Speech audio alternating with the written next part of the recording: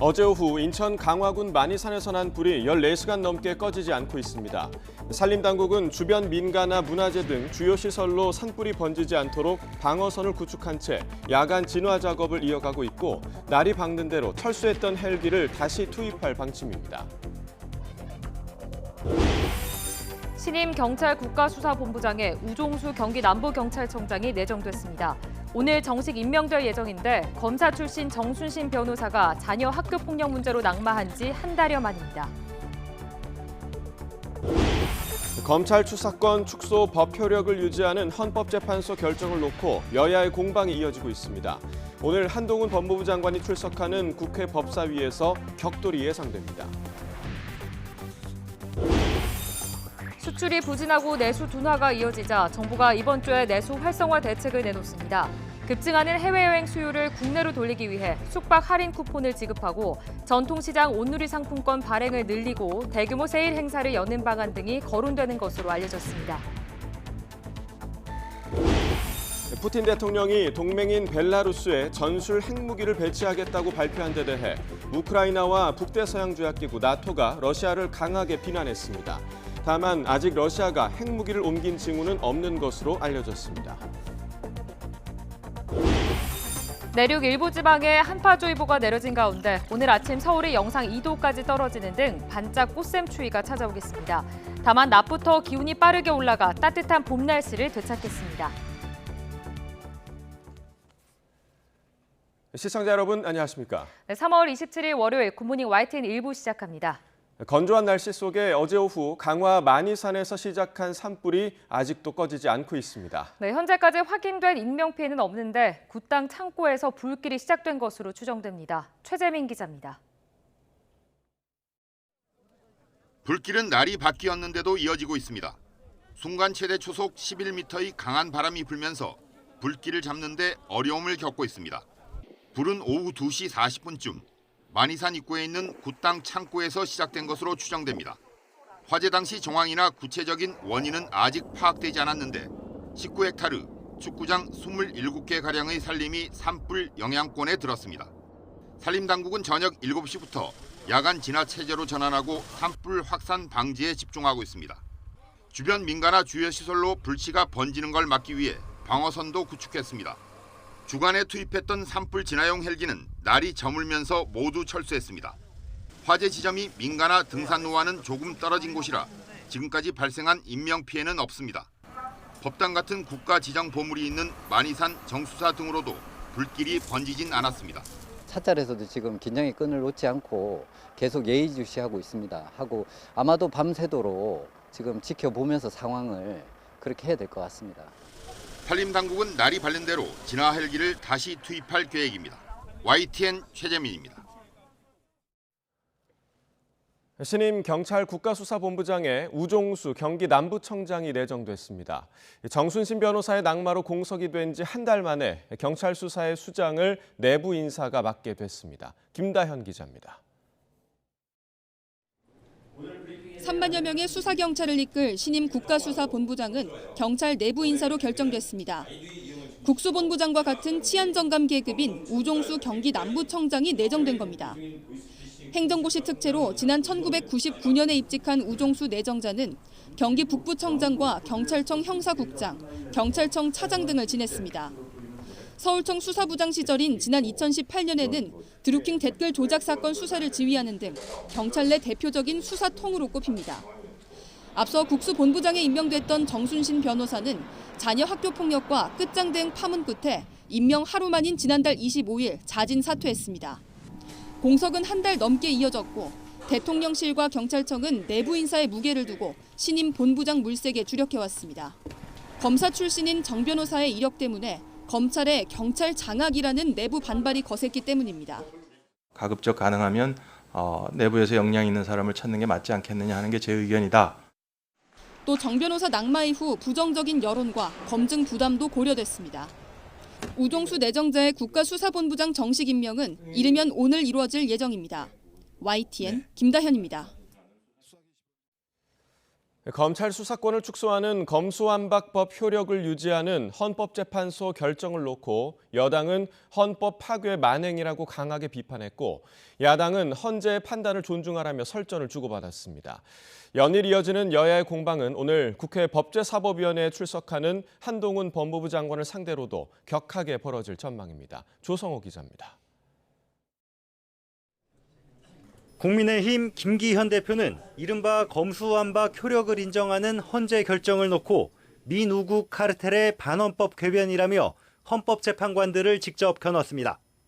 유남석 헌재 소장을 비롯한 재판관 5명이 민병과 우리법연구회, 국제인권법연구회 출신이란 점을 들어 민주당에 보은하려는 하수인 노릇, 헌법 파괴 만행이라고 질타한 겁니다.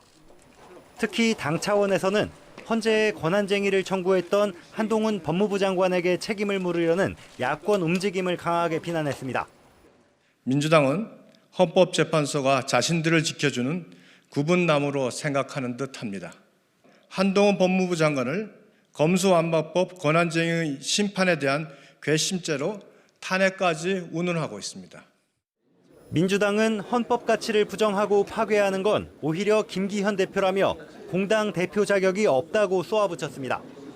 김 대표를 향해서는 반헌법적 망언을 사과하라고, 윤석열 대통령에게는 헌재 결정을 존중한다고 밝히고 정부 여당의 망동을 제어하라며 대여 공세 강도를 키웠습니다.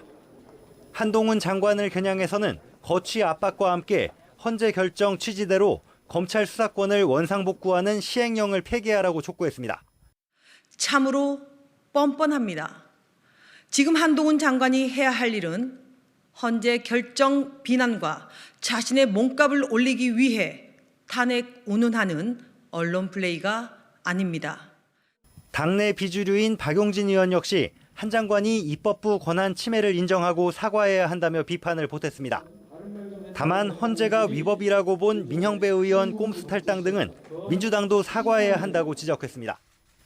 헌재 결정을 둘러싸고 연일 격해지는 여야 설전은 한동훈 장관이 출석하는 오늘 국회 법제사법위원회 법무부 현안보고에서도 이어질 전망입니다. YTN 조성호입니다.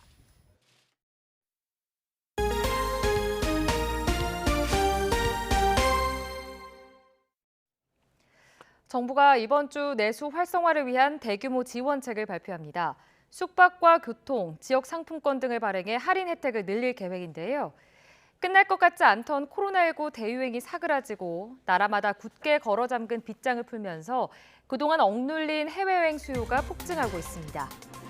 코로나19 기간 한 달에 10만 명을 밑돌던 해외 여행객 수는 지난해 하반기부터 큰 폭으로 늘기 시작해 지난 1월에는 180만 명에 육박했습니다. 1월 한 달 동안 우리 국민이 해외에서 쓴 돈만 20억 달러, 우리 돈으로 2조 6천억 원에 달했습니다. 반면 국내 관광업은 직격탄을 맞았습니다. 관광업뿐만이 아닙니다. 고물가와 고금리 영향에 따른 소비 위축으로 내수도 침체됐고 수출 역시 부진한 양상입니다. 중국의 아직 리오프닝 효과가 우리의 수출로 바로 연결이 되고 있지 않기 때문에 수출 대부분이 굉장히 부진합니다. 그리고 특히 이 민생 현장이 어렵기 때문에 소비가 조금 더 활성화되어야 되는 거 아니냐 하는 문제의식, 그래서 내수 활성화에 관한 이런 문제 저희가 여러 군데서 있었고 또 영산에서도 그런 문제의식을 함께 하고 있기 때문에 이에 따라 정부는 우선 숙박 할인 쿠폰 지원을 늘리는 방안을 들여다보고 있는데요. 지난해 쿠폰 이용자들은 평균 지원 금액의 11배를 여행 중 사용한 것으로 나타나 소비 진작 효과가 탁월했기 때문입니다. 또 여기에 온누리 상품권 확대, 외국인 관광객의 입국 절차 간소화 방안도 검토 중입니다. 또 5월에는 대규모 세일 행사를, 6월에는 여행 가는 달 캠페인을 추진해 각종 교통비 절감도 지원할 방침입니다. 다만 정부는 여전히 높은 국내 물가 수준을 자극하지 않는 선에서 소비 진작을 유도하겠다는 계획인데요. 내수 확대와 물가 안정이라는 두 마리 토끼를 모두 잡을 수 있을지 주목됩니다. 최근 국내에서 소형 화물 전기차를 인기를 끌자 중국의 대표 전기차 업체가 한국 진출을 공식화했습니다.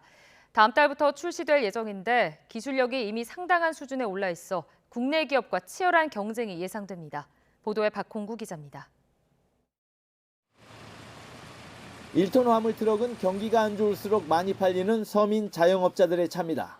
그만큼 가격과 성능에 민감할 수밖에 없는데 최근 들어서는 전기차 모델이 인기를 끌고 있습니다. 차 가격은 4,400만 원이지만 국고보조금과 지자체 보조금, 여기에다 소상공인에게는 국비지원금의 30%를 추가로 지원해줘 거의 절반 값에 차를 살 수 있습니다. 이게 2,350원이니까 2천만 원 빼니까 차값이 일반 기름차 비슷했어요, 작년에. 배터리 용량 때문에 그런 거지 차는 만족해요. 기름차, 디젤차보다는 훨씬 좋으니까. 인기에 힘입어 국산 1톤 전기 트럭은 지난해 3만 5천여 대가 판매됐습니다. 이 같은 실적은 국내 승용차 판매 1위였던 소렌토의 50%가 넘는 양입니다. 지난달에는 봉고와 포토 전기차 모델이 각각 5,000대와 4,800대 이상 팔려 기아에서는 2위, 현대차에서는 3위의 판매 실적을 올렸습니다. 인기가 많다 보니 지금 차량 구매 계약을 맺으면 1년 뒤에나 차를 받을 수 있습니다. 이런 상황에 세계 전기차 판매 1위 기업인 중국의 비아디가 다음 달 국내에 1톤 전기 트럭을 출시할 계획입니다. 국내 대기업과 전략적 파트너십을 맺어 수입과 판매망을 구축하고 AS망까지 갖춰 본격 경쟁에 뛰어드는 겁니다. 보조금도 국내 업체와 차별 없이 같은 기준이 적용됩니다. 연간 20만 대 이상의 주요 시장이기 때문에 이 주요 시장에서의 중국산의 침투율이 과연 얼마나 될지는 그건 이제 시장에 제품이 나왔을 때 소비자의 반응으로 우리가 파악이 가능할 겁니다. 비아디는 1톤 전기 트럭의 시장 반응을 봐가며 전기 승용차 진출 시기를 조절할 것으로 보이는데 올해 안에 현실화될 가능성이 큽니다. 전기 승용차는 트럭이나 버스와 달리 비아디 코리아라는 이름으로 중국 모기업의 정체성을 강조할 것으로 알려졌습니다. YTN 박홍구입니다. 환경단체 회원들이 위법을 제보받았다며 세차장에 찾아와 금품을 요구했다는 제보가 YTN에 들어왔습니다. 최근 영세 자영업자들을 대상으로 한 공갈 범죄가 늘고 있는데 금전적인 피해로 이어질 수 있는 만큼 주의가 필요합니다. 안동준 기자의 보도입니다.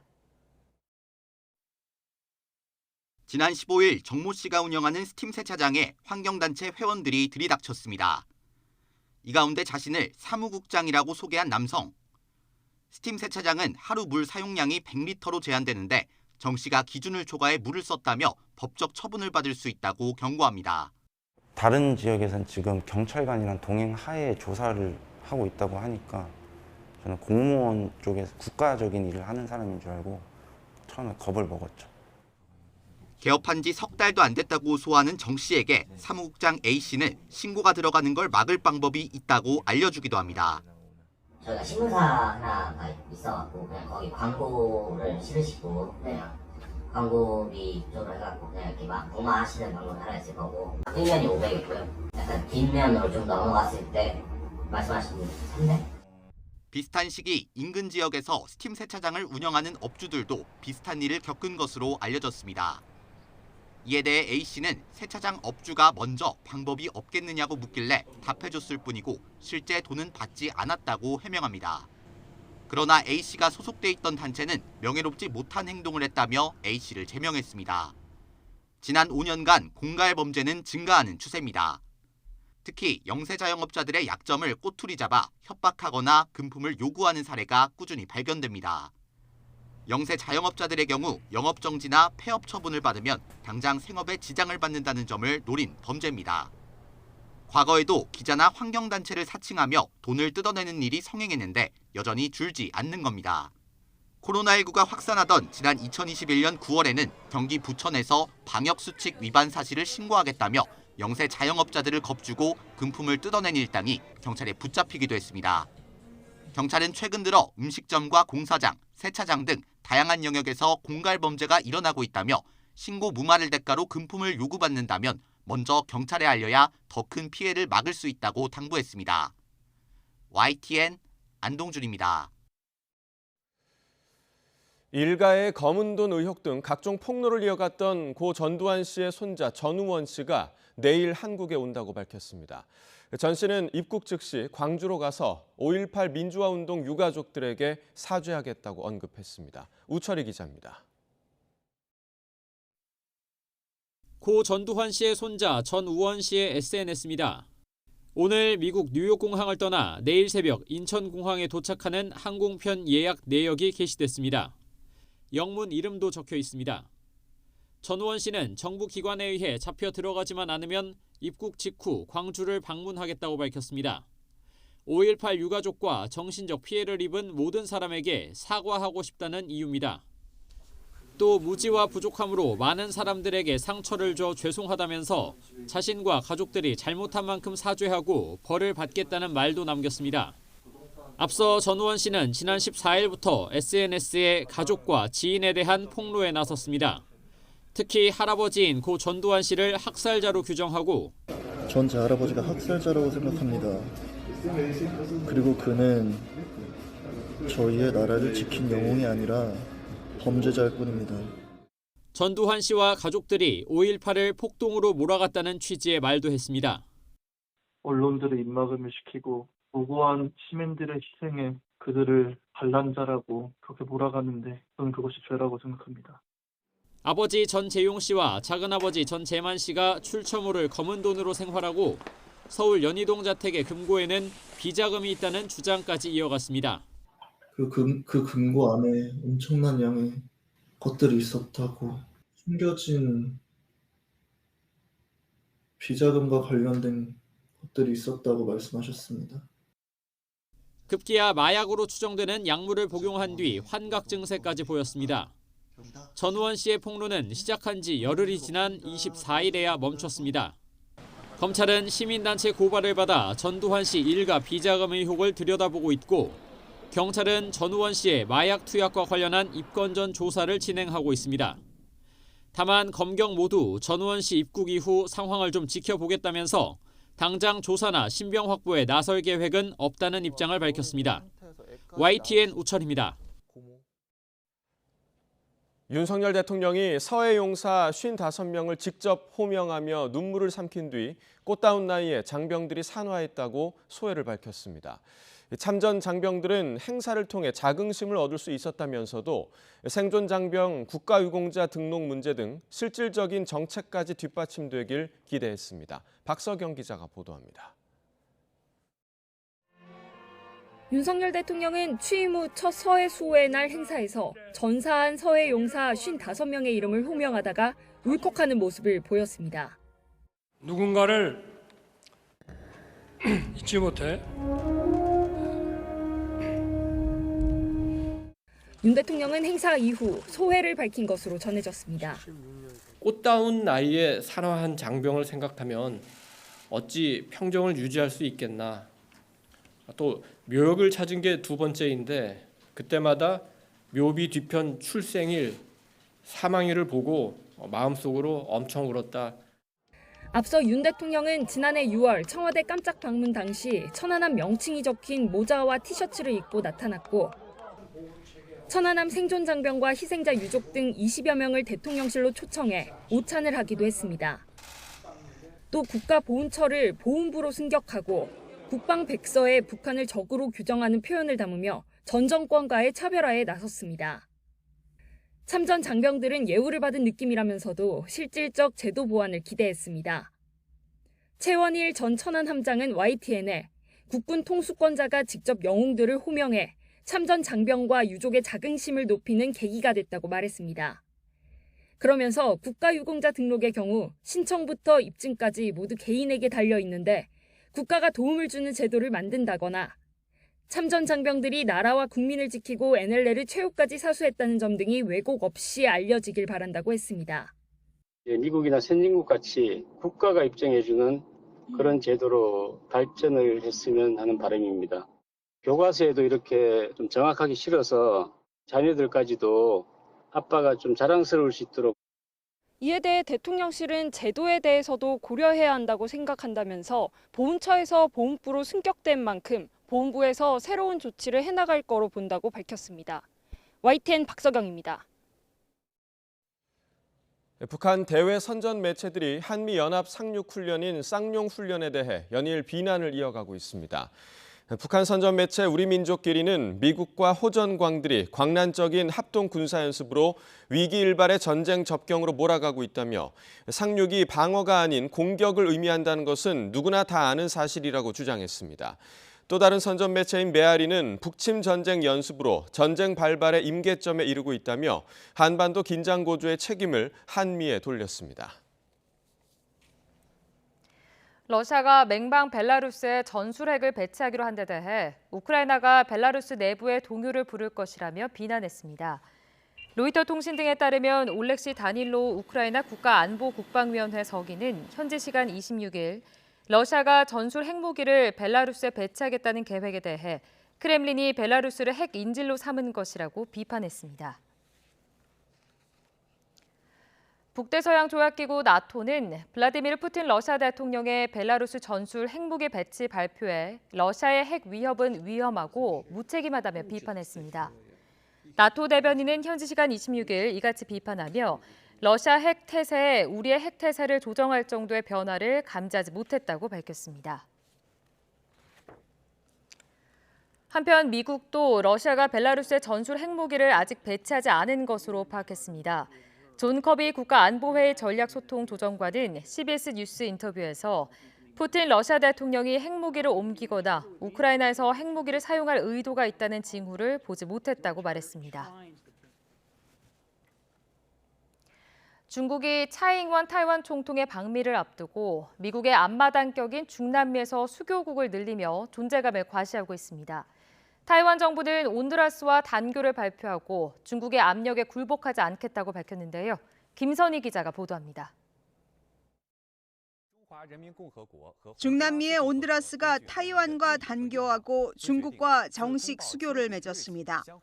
양국은 주권과 영토 보전, 상호 불가침 등의 원칙에 따라 우호 관계를 맺기로 합의했습니다.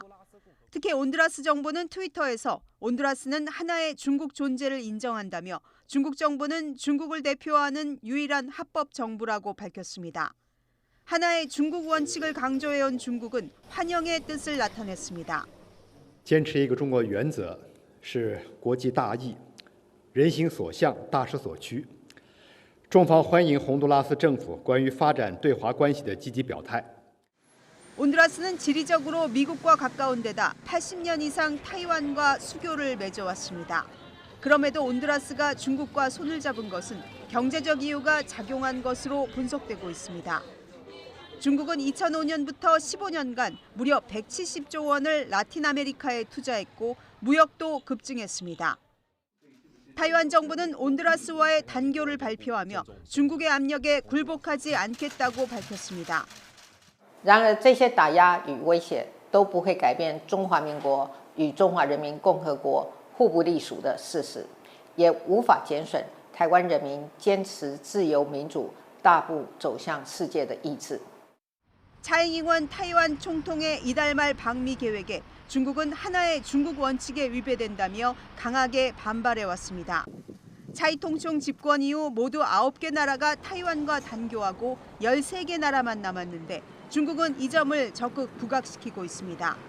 중국 견제를 위해 타이완에 힘을 실어주려는 미국 입장에서도 뼈아픈 상황이 됐습니다. 미국 언론들은 미국이 중앙아메리카에 대한 영향력으로 중국이 타이완을 고립시키지 못하게 하려 했지만 결국 좌절됐다고 평가했습니다. YTN 김선희입니다. 오세훈 서울시장이 서울림과 노들예술섬 등 이른바 그레이트 한강 프로젝트를 전담할 별도 기구 설립을 검토하기로 했습니다. 10여 년 전 자신이 사퇴한 후 한강 르네상스 사업이 무산된 전철을 다시 밟지 않겠다는 취지입니다. 김종균 기자의 보도입니다.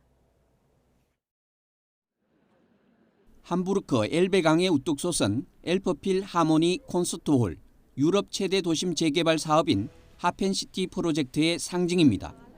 부두와 창고가 있던 낡은 항구 하펜시티는 여의도 절반 크기입니다. 이곳을 주거, 문화, 상업이 어우러진 최첨단 복합도시로 탈바꿈시키는 것이 프로젝트의 핵심입니다. 1997년 시작됐는데 2001년 첫 삽을 뜬 후 지금도 진행 중입니다. 2030년 완공이 목표입니다. 공공과 민간이 함께 자본을 투입하고 함부르크 시가 전액 출자한 특수법인 하펜시티 유한회사가 모든 계획과 실행을 맡고 있습니다.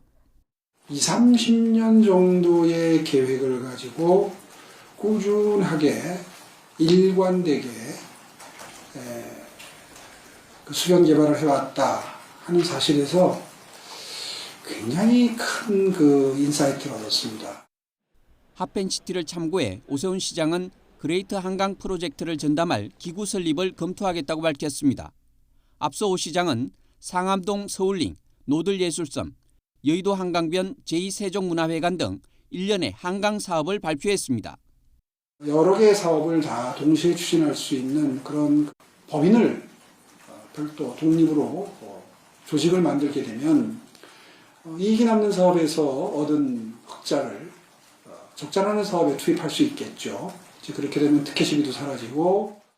그러면서 서울주택도시공사 SH에 신설하거나 별도 법인을 세우는 두 가지 안을 제시했습니다. 시장이 바뀌더라도 전담 기구를 통해 한강 사업의 지속 가능성을 담보하겠다는 뜻입니다. YTN 김종길입니다. 네, 비록 잠깐이지만 지구가 인공 빛에서 벗어나는 어사워 캠페인이 올해도 전 세계에서 진행됐습니다. 환경에 얼마나 도움이 되겠느냐는 물음도 뒤따르지만 갈수록 동참하는 이들은 많아지고 있습니다. 조용성 기자가 보도합니다. 로마의 상징 콜로세움을 비추던 등이 꺼지고 사위가 어둠에 잠깁니다. 리우 데자네이루의 예수상을 감싸 안았던 빛이 자취를 감췄습니다. 아테네의 파르테논 신전도 기후변화를 겪는 지구를 위해 잠시 암흑을 견딥니다. 3월 마지막 토요일 저녁 1시간 동안 진행되는 어사워입니다. 세계 자연기금 주도로 전 세계가 같이 불을 끄고 기후변화의 심각성을 인지하자는 캠페인입니다.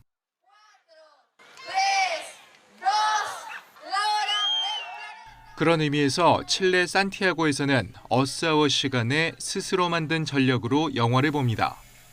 Chile es de las últimas que vienen y estamos muy contentos, tenemos mucha gente presente y vamos a ver un documental que lo vamos a impulsar por nuestra propia energía a través de las bicicletas. 1시간 소등이 환경에 얼마나 도움이 되겠냐는 의문과 함께 정부나 기업이 아닌 개인이 책임을 떠안는 게 맞느냐는 지적도 있습니다. 하지만 지난 2008년 처음 시작된 뒤 200개 가까운 나라 국민이 자발적으로 동참하면서 지구의 미래에 대한 관심을 환기하는 대표적 행사로 자리 잡았습니다. So Earth Hour is here tonight to send the signal to politicians to really get their act together, send a signal to the German government to speed up everything they have agreed on climate policy and they haven't yet implemented. 인류 문명에서 비롯된 인공의 빛이 잠시 쉬어가는 1시간은 내년에도 한국과 일본 등 아시아 동쪽 끝 나라부터 시작될 예정입니다. YTN 조용성입니다.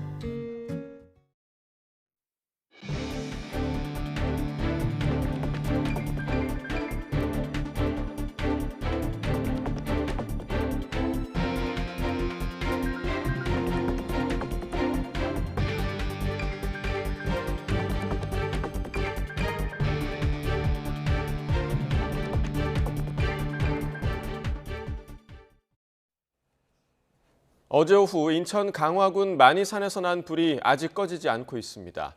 산림당국은 어제 저녁 7시부터 야간 진화 체제로 전환하고 산불 확산 방지에 집중하고 있습니다.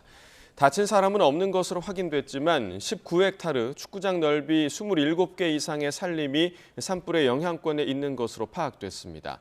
오늘 0시 기준 진화율은 79%입니다. 산림당국은 날이 밝는 대로 헬기를 다시 띄워 진화의 속도를 낸다는 방침입니다.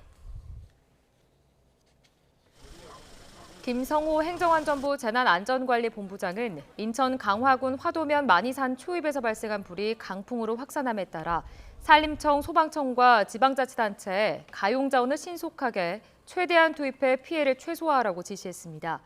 김 본부장은 이어 소방 방화선을 철저히 구축해 민가 피해를 방지하고 확산 우려 지역의 주민들은 사전 대피하도록 조치하라고 말했습니다. 아울러 산불 발생 지역 주민에게는 재난 문자 등 관련 정보를 잘 확인하고 필요시에는 신속히 대피해달라고 당부했습니다. 국민의힘 김기현 대표가 검찰 수사권을 축소하는 이른바 검수완박 입법 과정에서 절차적 위법을 인정하면서도 법 효력을 유지한 헌법재판소 결정에 대해 민우국 카르텔의 반헌법 궤변이라고 비판했습니다. 김 대표는 SNS에 올린 글에서 유사정당 카르텔이 내린 이번 결정은 자신을 출세시켜준 민주당에 보은하겠다는 것으로 볼 수밖에 없다며 이같이 말했습니다.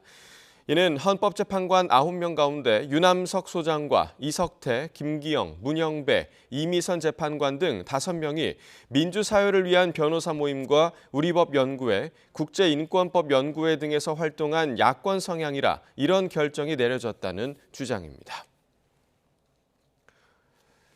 더불어민주당은 헌법재판소의 검수완박 결정과 관련해 한동훈 법무부 장관이 해야 할 일은 국회의 입법을 무력화하려 한 위법 시행령을 입법 취지에 맞게 정상화하는 거라고 밝혔습니다.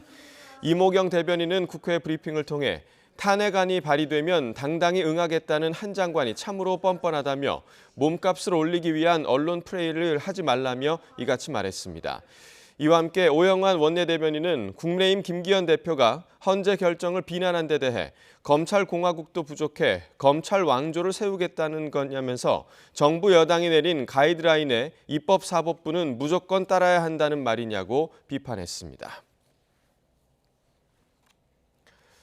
검찰의 기소로 당 안팎의 비판에 직면한 더불어민주당 이재명 대표.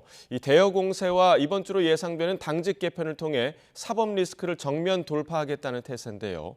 국민의힘은 사익 추구 국가대표인 이 대표가 국익을 이야기할 자격이 되느냐면서 내부 공격 자제령도 보여주기라고 깎아내렸습니다. 김승환 기자의 보도입니다.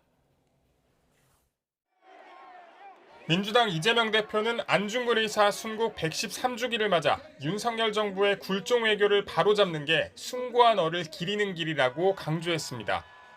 3주 연속 대일외교 규탄 집회에 참석할 정도로 이재명 대표는 윤석열 정부의 외교 정책을 겨냥한 공세 수위를 바짝 끌어올리고 있습니다. 일본에게 유익하기만 한 강제동원 해법이라고 내놓은 것이 대체 우리에게 어떤 이익을 줬습니까? 추가 청구서만 잔뜩 손에 들려주지 않았습니까? 당 차원에서는 제3자 변제안을 포함한 대일외교 진상규명을 위한 국정조사로도 여당을 압박했습니다. 가해자인 일본이 피해자인 대한민국에 큰소리치게 만든 윤석열 정권의 굴종 외교를 국정조사로 낱낱이 규명하고 심판할 것입니다. 민주당은 대여 투쟁 기조로 지지층 결집에 나서는 가운데 조만간 당직 개편을 통해서 당 내홍도 다독일 것으로 보입니다. 국민의힘은 민주당의 비판이 향해야 할 곳은 우리를 위협할 북한임을 기억하라면서 이 대표는 국익을 논할 자격이 없다고 밝혔습니다. 사법의 심판 앞에서는 자신의 방탄을 위해 공당을 남용하고 있는 사익 추구 국가대표 아닙니까? 또 강성 지지자들에게 내부 공격을 자제해달라는 이 대표의 말은 보여주기에 가깝다고 주장했습니다. 정작 이재명 대표는 중재자 코스프레만 하고 있을 뿐입니다. 개딸들과의 결별은커녕 개딸들을 이용해 자신의 정치적 목적을 이루려는 여기다 여당과 합의 없이 통과된 양곡관리법을 시작으로 본회의에 직회부된 방송법 처리 등 곳곳이 뇌관이라 여야의 평행선은 계속될 전망입니다. YTN 김승환입니다. 정부가 숙박 쿠폰을 지급하거나 대규모 세일 행사를 개최해 소비와 관광을 증진하는 방안을 곧 내놓을 것으로 보입니다. 기획재정부와 문화체육관광부, 농림축산식품부 등 관계부처는 이르면 이번 주 중반 내수 활성화 대책을 발표할 예정입니다. 정부는 국내 숙박 상품을 구매하면 일정 금액을 할인해주는 숙박 할인 쿠폰 지원을 확대하는 방안과 외국인 관광객을 늘릴 수 있는 지원책을 살펴보고 있습니다. 또 전통시장 등 소비 활성화를 위한 온누리 상품권 지원도 준비 중입니다. 서울시는 25개 자치구 어디서나 쓸 수 있는 광역 서울사랑 상품권을 오는 30일 오전 10시부터 7% 할인된 금액에 판매한다고 밝혔습니다. 발행 규모는 총 250억 원입니다. 광역 서울사랑 상품권은 발행 자치구에서만 쓸 수 있는 지역 사랑 상품권과는 달리 서울 모든 자치구에서 사용할 수 있습니다. 2년 동안 많게는 수억 원의 보증금을 집주인에게 맡기고 집을 빌리는 전세는 한국이 아닌 다른 나라에선 찾아보기 힘든 제도입니다. 월세로만 임대 계약이 이뤄지는 미국은 어떻게 다른지 현지 이야기를 들어봤습니다. 최기성 기자가 취재했습니다. 미국 부동산 중개인에게 전세 제도에 대해 물었습니다. 미국에서는 없는 것이라며 개인 간에 큰 돈을 맡기고 계약하는 일이 낯설다고 답합니다. I didn't know about it in the past, and it's only recently I learned about it. I think the challenge here is that if you were trying to do something in a system here in the U.S. or in America, I think the first hurdle to overcome is trust. I think giving a large sum of money to someone you don't know is a very challenging concept for most Americans. 미국의 임대는 보통 보증금으로 한 달 월세를 내는 만큼 기간이나 금액에 크게 구애받지 않고 계약을 맺을 수 있는 게 장점입니다. 적은 디파짓으로 집을 갖다가 살 수 있다는 거고, 그 다음에 이제 계약 기간이 6개월에서 1년 계약할 수도 있고. 하지만 단점도 분명합니다. LA의 평균 월 임대료가 390만 원 정도로 한국의 월세와 비교해 비싼 편입니다. 여기에 임대료가 계속 올라 세입자 부담은 갈수록 커지는 구조입니다. 그러다 보니 여러 명이 함께 사는 게 흔한 일입니다. 방 하나짜리 아파트에서 2명이 산다거나 방 2개짜리 아파트에서 3명이 산다거나 뭐 이런 식으로. 월 소득의 30% 정도만 임대료로 내는 게 이상적이지만 실상은 다르다는 목소리도 나옵니다. 거의 50% 넘는 경우도 많고, 교과서적인 답변은 30%지만 현실적으로는 그렇지가 못하고 훨씬 더 렌트비에 대한 부담이 많은 게 현실입니다. 아파트 70가구를 가진 임대사업자는 미국이 한국보다 세입자 보호 조치가 엄격하다고 말합니다. 이 임차 계약이나 이런 퇴거 소송에 있어서도 많이 보호하려는 경향이 있습니다. 어렵다라는 게 이렇게 판단이 되면은 또 쉽게 내쫓지 못하는 부분이 있고요. 임대 방식이 다른 이유는 부동산을 바라보는 시각 차이 때문입니다. 미국은 소득 기반으로 임대료를 내면서 집에 거주하는 문화이지만 한국은 부동산을 자산으로 인식합니다. 한 해 전세계약 보증금 총액이 수백조 원에 달하는 한국에선 전세 비중이 줄어들 순 있어도 미국처럼 월세 100% 시장으로 바뀌기는 어려워 보입니다. 미국 로스앤젤레스에서 YTN 최기성입니다. 올해 1분기 서울 아파트 전세 거래 67% 이상이 직전 분기보다 낮은 가격에 계약된 것으로 나타났습니다. 부동산 R114가 국토교통부 실거래 시스템상 서울 아파트 순수 전세 거래 가격을 조사한 결과 5,138건 가운데 67.3%가 종전보다 금액이 낮은 하락 거래였습니다. 특히 최근 전셋값 하락으로 집주인이 세입자에게 보증금을 일부 돌려줘야 하는 역전세난이 이어지면서 신규 입주 단지가 많았던 지역을 중심으로 이런 하락 거래 추세가 뚜렷했습니다. 새학기부터 시작한 늘봄 학교 운영을 두고 불만의 목소리가 터져나오고 있습니다. 교사와 돌봄 전담사 그리고 학부모까지 땜질, 졸속 운영이라고 비판하고 나섰습니다. 장하영 기자입니다. 그럼 오늘 퇴근 전에 내가 설계를 먼저 보고 싶은데 제가 5시엔 초등학교에 다니는 아이를 좀 데리러 가야 해서 초등학생들을 8시까지 잘 돌봐줄 수 있는 방책을 마련하라. 윤석열 정부의 국정과제인 초등 전일제 학교. 교육부가 늘봄 학교라는 이름으로 새학기부터 전국 214개 학교에서 시범 운영 중입니다. 하지만 시작 전부터 우려의 목소리가 나왔습니다. 새학기 일주일 전까지 해당 학교 교사들조차 시범 학교인 줄 모를 정도로 너무 급히 추진하는 바람에 공간도 인력도 역부족이었습니다. 딱 일주일 전 2월 21일 전남의 43개 학교가 늘봄학교 시범학교로 선정되었습니다. 늘봄학교를 벼락치기로 준비하여 교사들은 업무 가중을 호소합니다. 이 부분은 저희가 가장 역점을 두는 부분이기 때문에 업무는 상당히 많이 경감될 것으로 생각하고 있습니다. 교육부는 이렇게 말했지만 돌봄 행정에 투입한다는 공무원 120명을 현장에선 체감할 수 없다는 반응입니다. 늘봄학교 부장이라는 듣도 보도 못한 새로운 보직을 만들어 탄력 근무제를 적용해 주겠다고 합니다. 교사가 퇴근 시간 이후에 운영될 방과후 프로그램과 저녁 돌봄 업무를 담당하게 하기 위해서입니다. 직접 아이를 맡아 돌보는 돌봄 전담사들의 시름도 큽니다. 아이들이 학교에 머무는 시간은 늘었는데 돌봄 전담사는 절반 이상이 시간제 인력이고 총액 인건비로 증원도 막아놨습니다. 경북에는 전일제 돌봄 전담사가 한 명도 없습니다. 갑자기 시작하니까 교실이 없었습니다. 도서관에 칸막이를 치고 늘봄 아이들과 돌봄 아이들을 분리시키고 늘봄 아이들에게 문제집을 풀게 하는.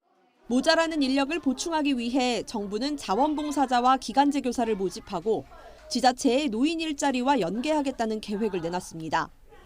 학부모는 아이가 부모와 함께 집에 있을 수 있도록 노동 환경을 개선하는 게 먼저라고 말합니다. 전문적이지 않은 일, 봉사로 할 수 있는 일, 이런 정도로 돌봄을 치부하고 이런 늘봄학교는 돌봄을 하는 자에게도 그리고 돌봄을 맡기는 자에게도 저녁 8시까지 일하라. 애는 우리가 8시까지 학교에서 봐줄 테니. YTN 장하영입니다. 일가의 검은 돈 의혹 등을 폭로한 전두환 씨의 손자 전우원 씨가 내일 한국에 도착해 5.18 광주 민주화운동 피해자들에게 사과하겠다는 뜻을 밝혔습니다.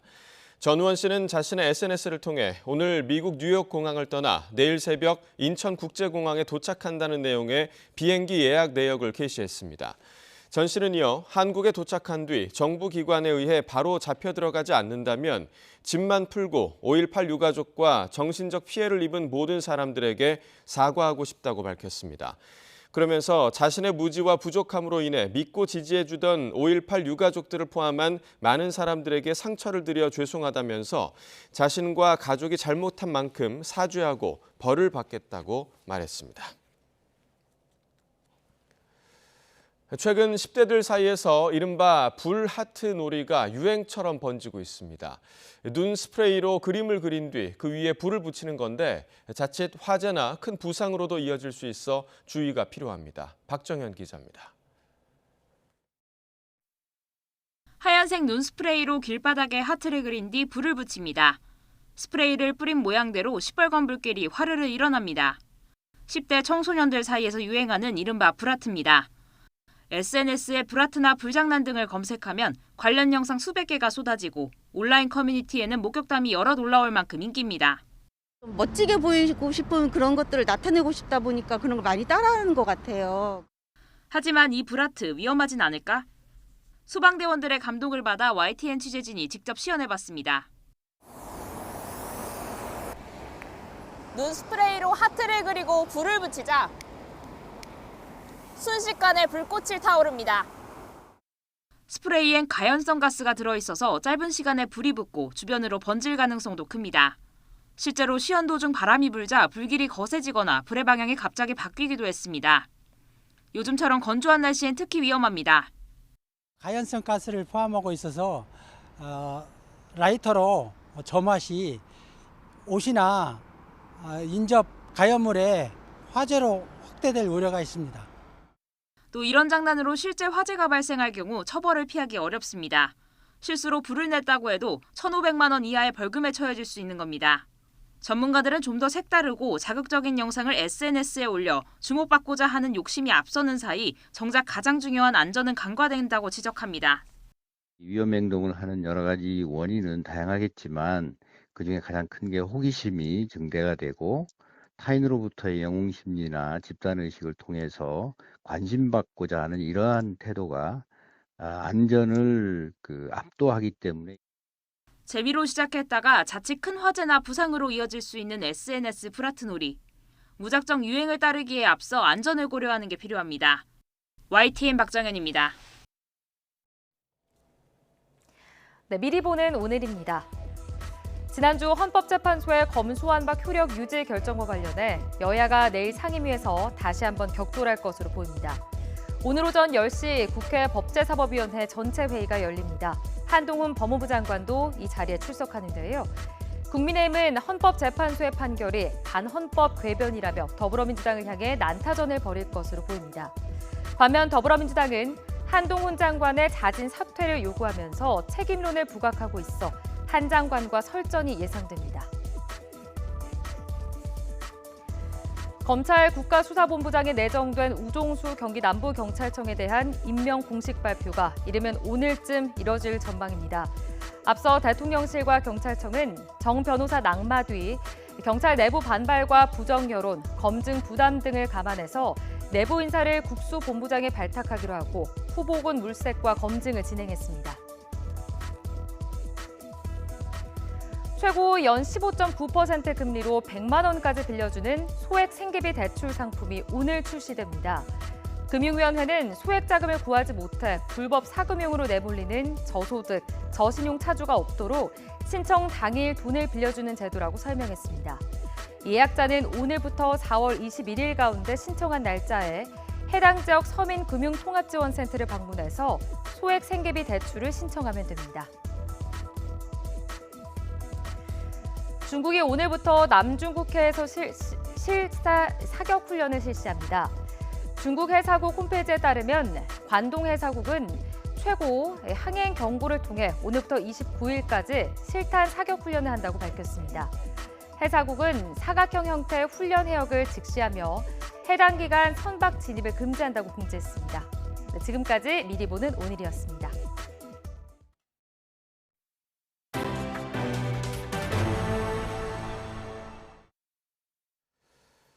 네, 드라마 더 글로리의 흥행, 또 웹툰의 세계화 등 K 콘텐츠의 위상이 날로 높아지고 있지만 불법 유통 문제가 심각합니다.